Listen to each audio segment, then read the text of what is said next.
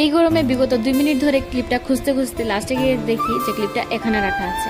Hello everyone, welcome to my another video. তো এই গরমে আর থাকতে পারছি না, আমি চলে যাচ্ছি বাড়িতে, আর পারছি না।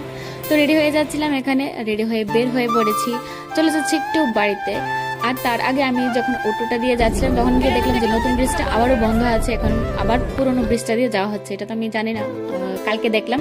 তো বাড়িতে গিয়ে ওখানে মার সাথে কিছুক্ষণ গল্প গুজব করছিলাম, তো উনি দেখলাম টপ করে এসে আমার কুলোতে বসে বললো। তো মার সাথে যাচ্ছিলাম একটু মামার বাড়িতে, ওখানে যাবো দিদাকে দেখার জন্য। দিদার শরীরটা বেশি ভালো নেই, সেটার জন্য আজকে কালকে আমি গিয়েছিলাম বাড়িতে। তো কিছুক্ষণ কথা টথা বলে সন্ধ্যার দিকে আমি আবার চলে আসছিলাম ফিরে। তো এই অটোতে উঠেছিলাম, আমার তো মনে হচ্ছিল যে ওই রাত্রটা নাকি আমার শেষ রাত্র, কারণ উনি এতটা স্পিডে অটোটা চালাচ্ছিল আর অটোটা ব্রেকটাও ঠিকভাবে হচ্ছিল না। তো এসে দেখি যে লেটেন্টের সিজন 2টা চলে এসেছে।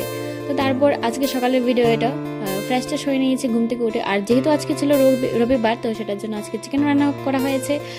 চেষ্টা করেছিলাম একটু অয়েল ফ্রি রান্না করার জন্য, তো একটু কম অয়েলটা দিয়ে রান্নাটা বসিয়েছি। তো এখানে বেডরুমে এসে আমি সবগুলো যা যা আছে সব গুছিয়ে নিয়েছিলাম, বেডটাকেও ক্লিন করে নিয়েছিলাম। আর ক্লিন থাকলে কিন্তু সব কিছু মাইন্ডটাও কিন্তু একদম ফ্রেশ থাকে। তো এখান থেকে আমার রান্নাটাও হয়ে গেছে। আর অ্যাকোয়ারিয়ামের যে একটা অবস্থা হয়ে রয়েছে, পুরোটা জল ঘোলা হয়ে আছে, তো ও পরিষ্কার করে নিয়েছিল অ্যাকোয়ারিয়ামটা, আর আমি এখানে দাঁড়িয়ে দাঁড়িয়ে জলটা ঢালছিলাম। আজকের জন্য এতটুকু।